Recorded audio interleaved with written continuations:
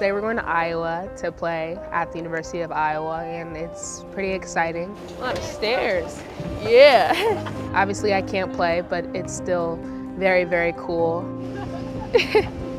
I grew up an hour and a half away from there and watched, a lot of Hawkeye teams play. It's very nice playing. I'm from Urbandale, which I normally just tell people I'm from Des Moines because nobody knows where Urbandale is. I'm like about 5 minutes outside of Des Moines. Part of the big reason why I chose Maryland is because it's in the Big Ten and it does allow me to go back to the Midwest and specifically back to Iowa. So this is definitely a trip and a game I've been looking forward to since I committed. Well, this is a picture of me and my best friend Grace, who now plays at the University of Minnesota. And this is just like us in Carver Arena, which is the Hawkeye Arena. Back in I don't even know, 7th or 8th grade, we were at a game. Wait a second. They're literally playing Maryland in this game. This is my first time ever seeing Maryland play. You can see Maryland's in the background, and you can see a couple coaches there, but yeah, that's actually kind of crazy. That was my first time ever seeing Maryland play, and it was at an Iowa game, so. It'll be a little different this year, from the sidelines, but it's still very exciting and fun nonetheless because I get to cheer on my team and support my school while, being at a school that I grew up an hour and a half away from. So it's very exciting and I'm looking forward to it. There she is, Iowa. See a lot of grasslands, nothing around. So I can always tell when the plane gets closer to Iowa because a lot of things start to disappear. You get into the flatlands and it's like, oh, I'm home,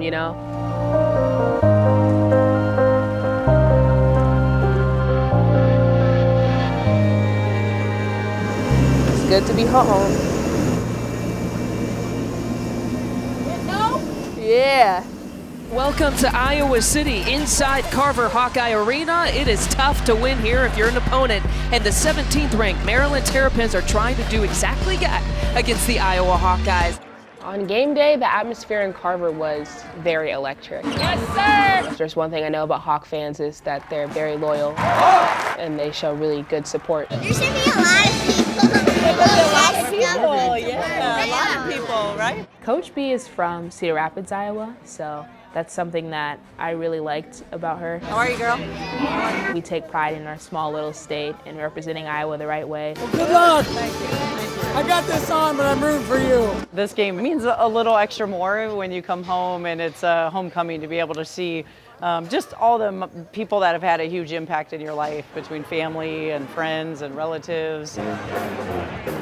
It just gives it an extra special meaning. And I think our players know, it's equally important, obviously, from just a basketball end, another big conference game for us. Maybe an extra layer, they know how important family is to me. But at the same point, when the ball is tipped up, it's go time and it's just playing Maryland basketball. Great team.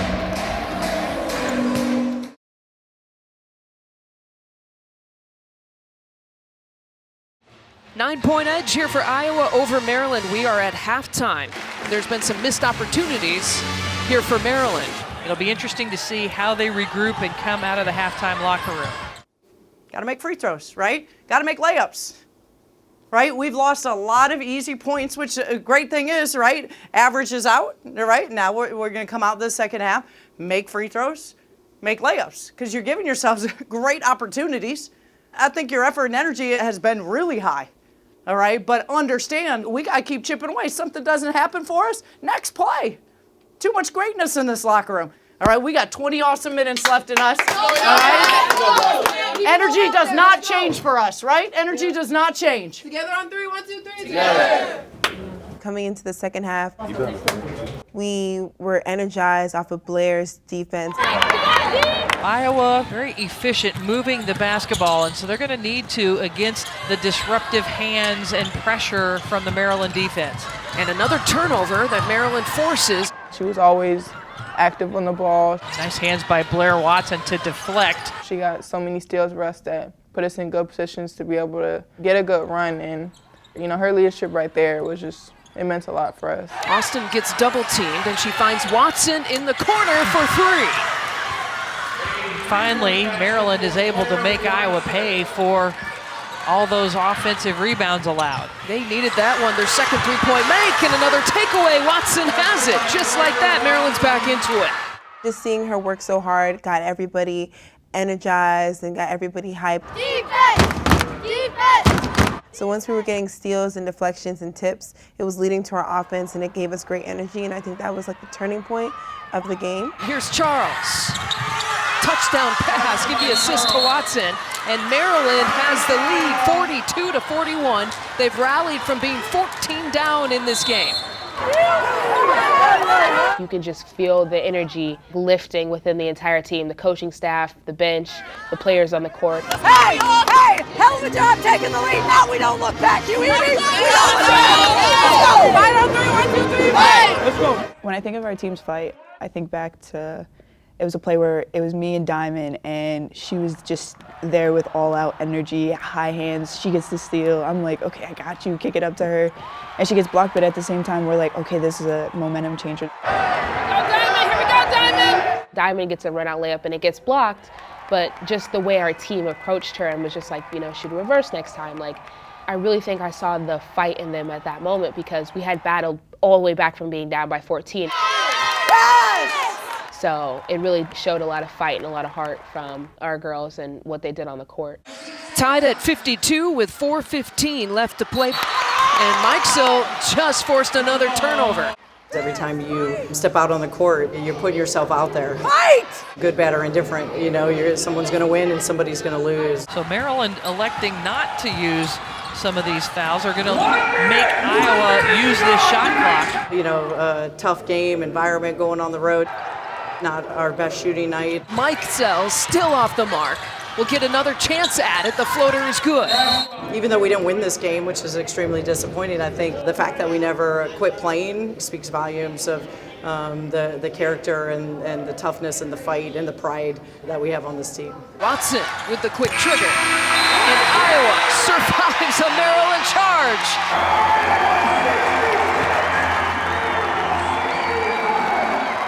We had the lead.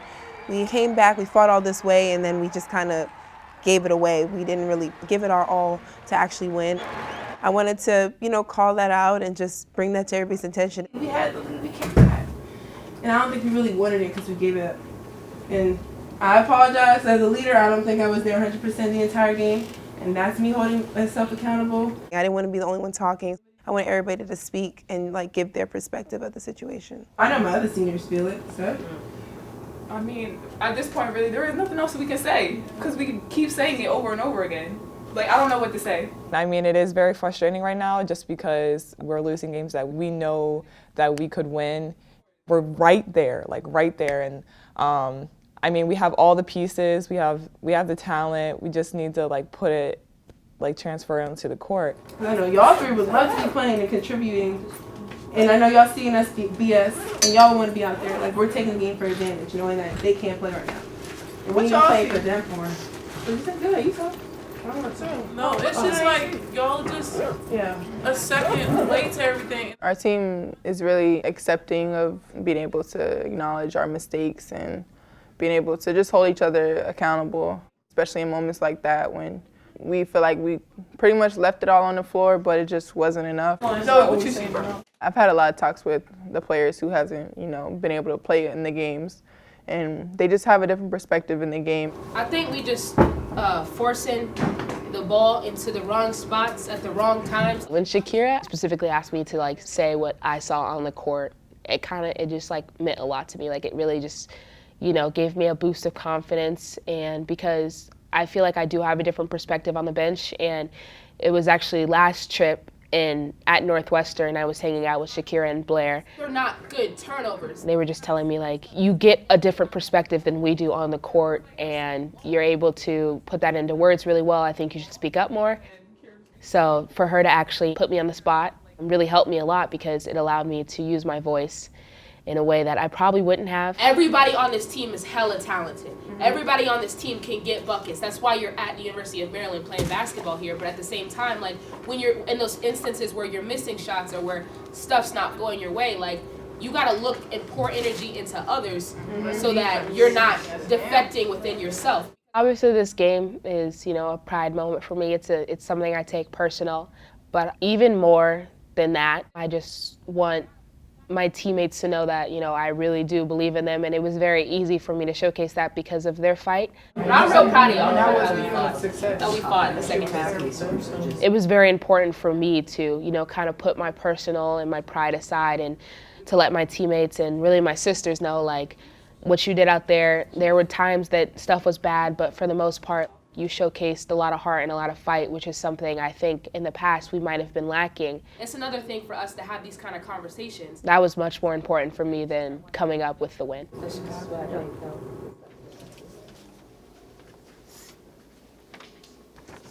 All right, y'all, game goals.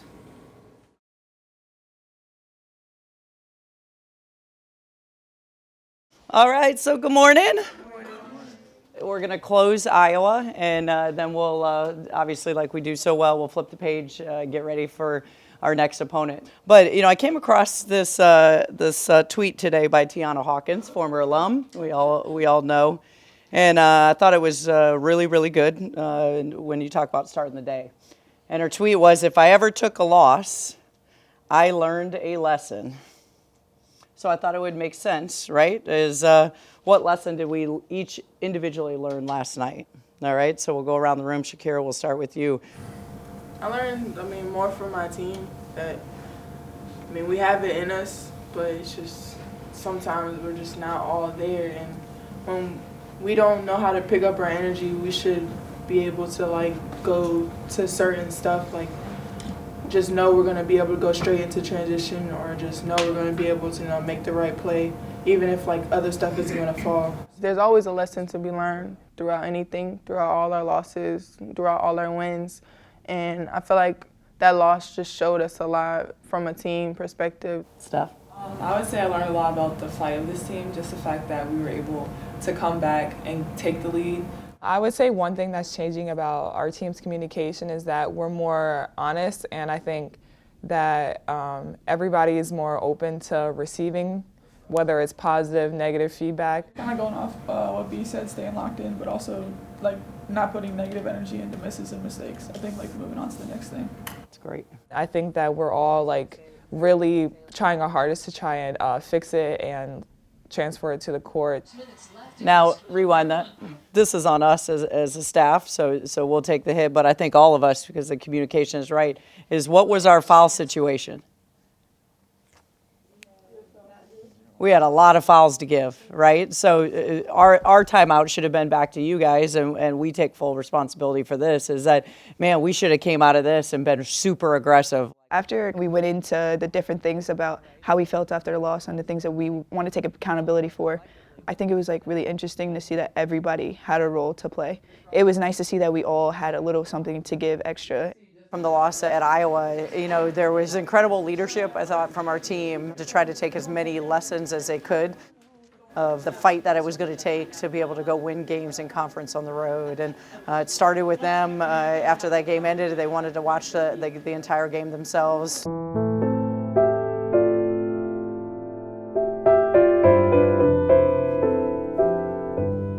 Something that we were able to do today to get better was watch film as a team, not with our coaches, but just the team itself. It just, brought more awareness of what we could do better. I know from me watching the film, I saw a lot of opportunities where I had a teammate, or I could have crashed harder, or played defense, or I had those mental lapses. And so I think it was very neat that we were able to come together and watch film and hold each other accountable, because we know we could play better than what we did against Iowa. I think when we watch film on our own as well, kind of gives us a different perspective of the game of oh, what did you see? What did you see? Yes, our coaches see everything and they tell us, but at the end of the day, when we get to come together as a collective and kind of sit down as players and analyze the film, having those conversations is just going to make us better as a team.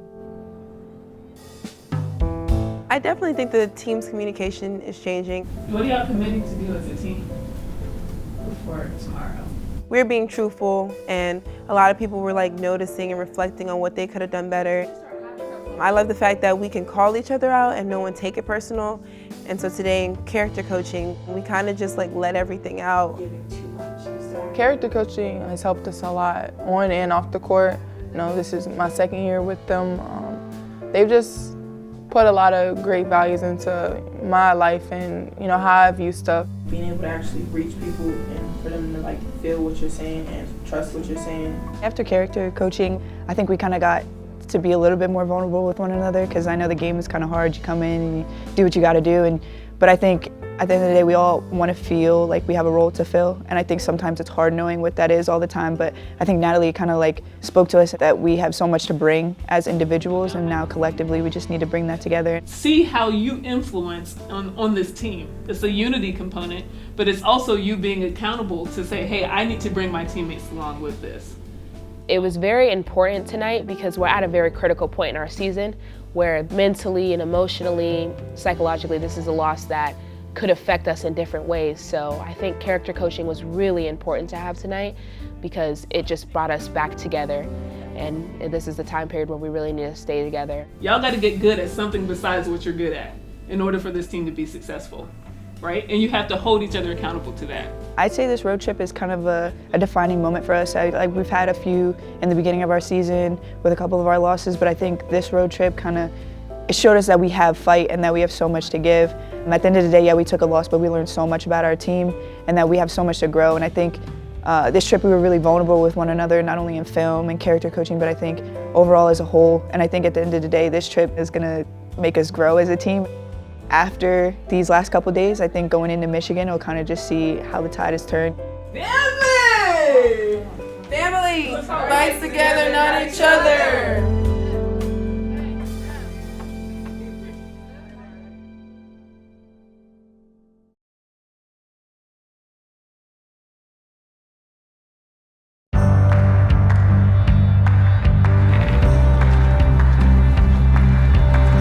Welcome to Michigan. Now, we've spent a lot of time talking about the last couple days, and I think we know and we understand the mentality we have to have when we go into someone else's home court. It's a road warrior mentality, right? And understand, it's a mentality for 40 minutes that we have to have physically and mentally in this locker room. We've got to get back to punching first so we can get 10 points or better on the road, right? We have not had that buffer. And you see, late game, it goes to the home team, right? So understand that mentality that has to take place. Michigan, number 24 team in the country, gets ready to take on the Maryland Terrapins, number 17 right now. I think when we go into long swings, especially in a trip like this, going from Iowa right to Michigan, it was kind of tough and we were all a little bit tired. But you know, we were like, we got this. We look tired, but we're still up 6. Way to punch first. They look tired. Coach B was like, you guys are road warriors. You got to give everything you got. Hey, we're not tired. We're not tired. It starts at the head with Blair. You know, she sets the tone for us defensively, but I thought all 5 were connected to be able to really be aggressive and turn them into a lot of turnovers. And now Michigan has turned the ball over 5 times in its last 6 possessions. I thought that intensity was a huge difference for us within this game. And with authority, Kira Austin swats it out of bounds. What a terrific hustle play in transition. If you look back at this game, you saw how much fun we had and just how much fight and intensity that we had. Go ahead, Blair Watson. She's got 6, one off of her career high. Good. Drop. Here we go. Go, finish! Finish! You got it! Yes! Being on the bench, we call ourselves the Red Shirt Gang because there's 4 of us red shirting. Olivia, me, Mimi, and Shanice. We take pride in how we keep the bench and how we maintain the energy, and because that's what we have to contribute to the game. We like to uplift the players and just try to help them out as much as possible while also getting as hype as possible.